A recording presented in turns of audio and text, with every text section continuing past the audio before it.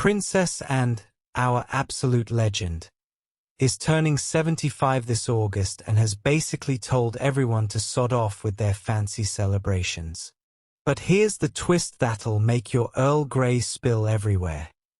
What she's doing instead is so much more than any glittering tiara party could ever be. Now, before we dive into this absolutely brilliant story, let me paint you a picture. Welcome back to Royal Cookies, where we serve up the juiciest royal gossip with a side of heart-wrenching humanity. Please remember to subscribe and click on the notifications bell icon, so you will be notified whenever we upload new cookies about the British royal family. Imagine you're about to turn 75. That's 3/4 of a century, darlings, and you're literally the hardest working royal in the entire family. We're talking about a woman who completed 474 engagements last year alone.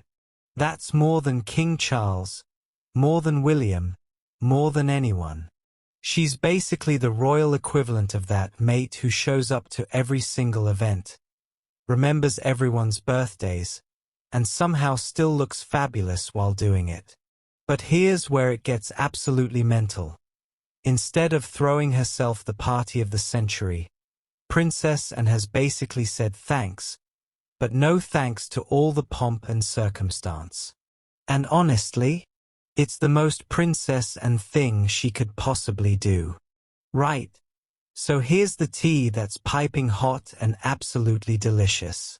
Princess Anne hosted several charities and organizations at Buckingham Palace ahead of her 75th birthday, which will be marked in August, and I'm sorry, but can we just take a moment to appreciate the absolute queen energy of this move? While literally anyone else would be planning champagne fountains and guest lists longer than the queue for the loo at Glastonbury, Anne's out here going, you know what sounds fun? Let's make this about everyone else but me. It's like showing up to your own surprise party and immediately starting to clean up. Except somehow it's the coolest thing ever. Think about it. Most people use milestone birthdays as an excuse to be the center of attention for 5 minutes. Anne's using hers as an excuse to spotlight the charities she's passionate about. It's like she's reverse engineering narcissism, and frankly, we're here for it. But here's where it gets absolutely brilliant, and slightly heartbreaking if you think about it too much. This woman has spent her entire life putting duty before personal desires. She's the royal equivalent of that friend who always insists they don't want anything for their birthday but secretly hopes someone remembers anyway. And of course, the media's having an absolute field day with this, because apparently choosing to have a quiet, meaningful celebration instead of a massive spectacle is somehow newsworthy. Now, this is where things get properly interesting, because apparently not everyone in the family is thrilled with Anne's low-key approach.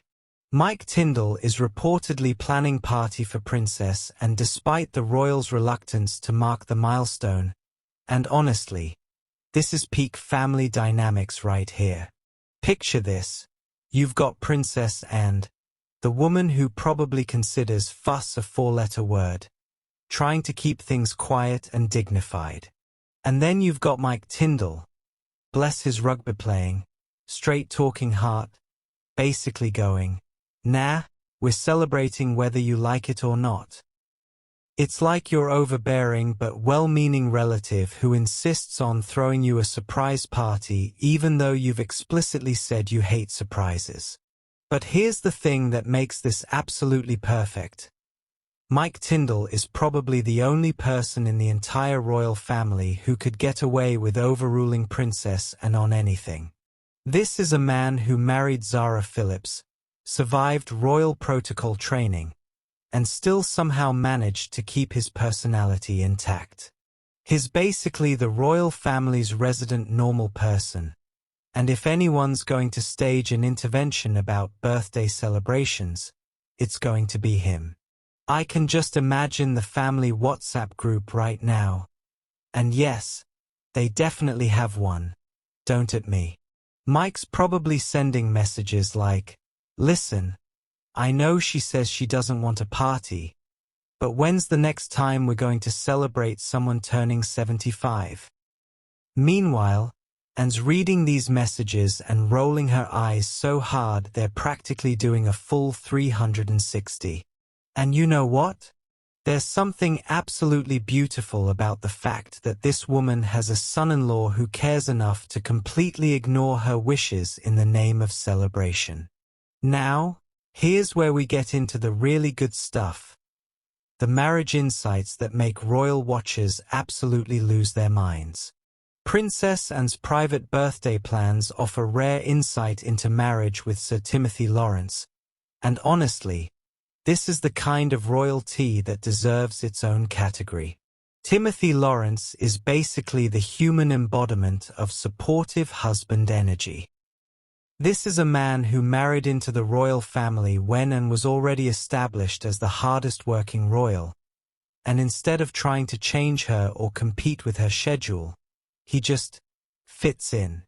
The fact that Anne's birthday plans are giving us insights into their marriage tells us everything we need to know about their relationship dynamic. This isn't a woman who makes unilateral decisions and expects her husband to go along with them. This is a partnership where private celebrations and low-key moments matter more than public spectacle. Think about it, after everything Anne's been through, the divorce from Mark Phillips, raising 2 children in the public eye, dealing with decades of royal scrutiny. She found someone who gets that sometimes the best celebration is the one that happens behind closed doors with the people who actually matter. And there's something absolutely lovely about the idea that at 75, Princess Anne has found someone who not only supports her desire for privacy but probably prefers it himself. Drop your thoughts in the comments below. I want to know if you're Team Sophie or if you think I'm seeing green where there's just good fashion sense. If you're obsessed with royal strategy and environmental impact like I am, make sure you're subscribed to Royal Cookies because we're serving up the most sustainable royal content on YouTube. And remember, in a world full of fast fashion and royal scandals, sometimes the most revolutionary thing you can do is wear your values on your sleeve, preferably in a gorgeous shade of green. Sophie's proving that environmental activism isn't just about what you do, it's about who you become. Until next time, keep munching on those eco-friendly royal cookies.